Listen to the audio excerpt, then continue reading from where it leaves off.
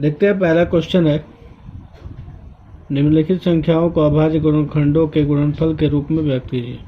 ठीक है, ये अब नंबर्स कुछ दिए हैं, पहला, दूसरा, तीसरा, चौथा और पांचवा।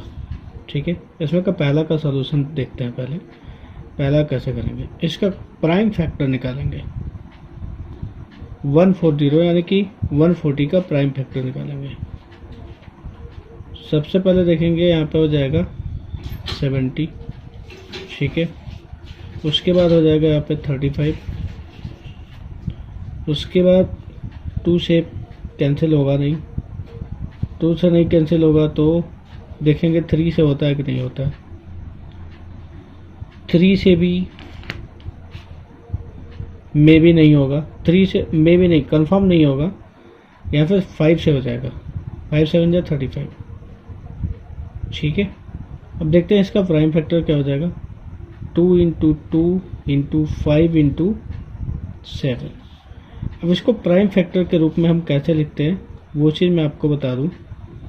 2 × 2 है ना, तो 2 का पावर 2 यानी कि 2² × 5 × 7, इस तरीके से लिखना है। तो जितने भी यहाँ पे नंबर्स दिए गए सबका इसी तरह से करना है। तो आप इस तरह से करके और फाइनली आप इस तरह से कर सकते हैं। जैसे करने के बाद ये तो पहला का हो गया, दूसरा का देखिए, दूसरा का इस तरह से आ जाएगा। जैसे दूसरा है आपका नंबर 156 का हो जाएगा, 156 का 2² × 3 × 13, जब आप करेंगे तो इतना आएगा। ठीक है, तीसरा का देखिए 3825 है ना, 3² × 5² × 17। ठीक है, फोर्थ नंबर का देखिए 505 है। ठीक है, इसका हो जाएगा, इसका कोई पेयर में नहीं हो रहा है तो 5 × 7 × 11 × 13 हो जाएगा। देख सकते हैं इस तरह से हो जाएगा। ठीक है जी, ठीक है, first, second, third, fourth, fifth, ये आप ऐसे कर लेंगे। ठीक है, ये आपका आंसर हो जाएगा। ठीक है जी, अब आगे देखते हैं क्वेश्चन नंबर 2। क्वेश्चन नंबर 2 है, पूर्णांकों के निम्नलिखित युग्मों के एचसीएफ तथा एलसीएम ज्ञात कीजिए तथा इसकी जांच कीजिए कि दो संख्याओं का गुणनफल एचसीएफ × एलसीएफ है। यानी कि देखिए यहाँ पे क्वेश्चन दिया है पहला, दूसरा, तीसरा। ठीक है, तो सॉल्यूशन करते हैं हम पहला का। कैसे करेंगे सॉल्यूशन, ये देख लीजिए। 26 एंड 91 का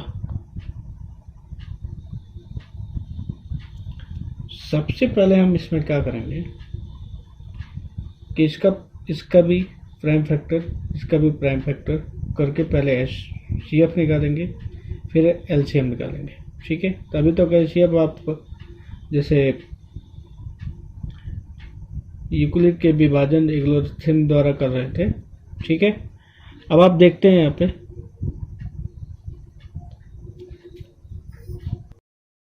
अब देखते हैं आगे। 26 का मैंने फैक्टर किया, प्राइम फैक्टर, 91 का मैंने प्राइम फैक्टर किया, इस तरह से आपका आ गया। यहाँ पे 13 देखते हैं, दोनों में अवेलेबल है, तो ये यानी कि 13 आपका एचसीएफ हो जाएगा।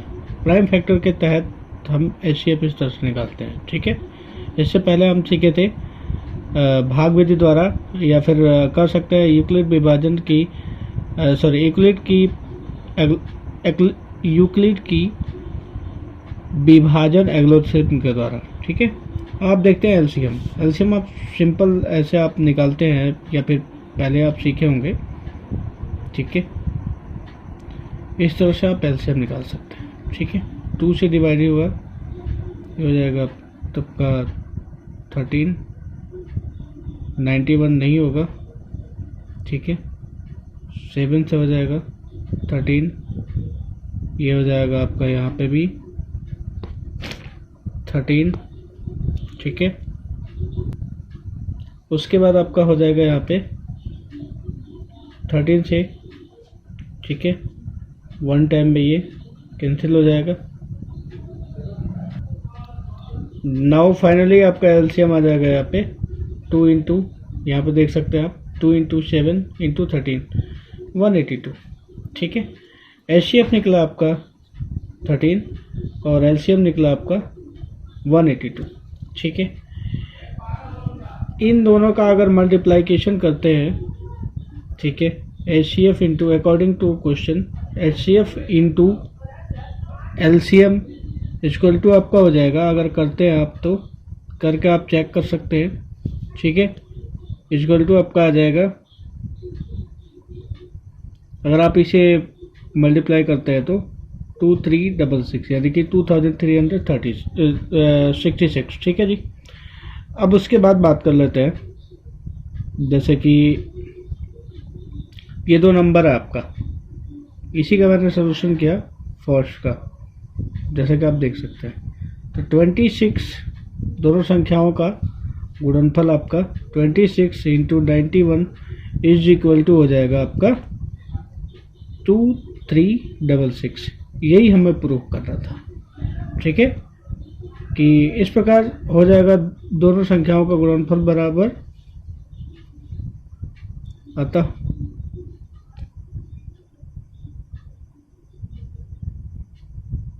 इस प्रकार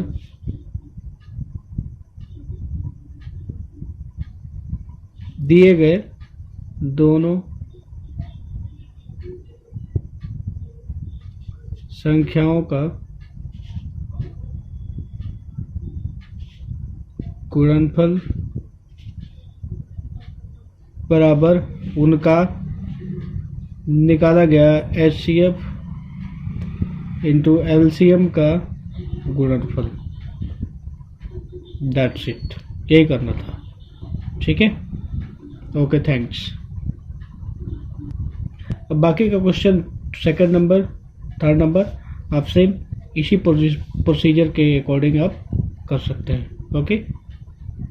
अगर कोई भी क्वेरी रहती है तो स्टार्टिंग में मेरा नंबर रहता है, ठीक है, ऐड में,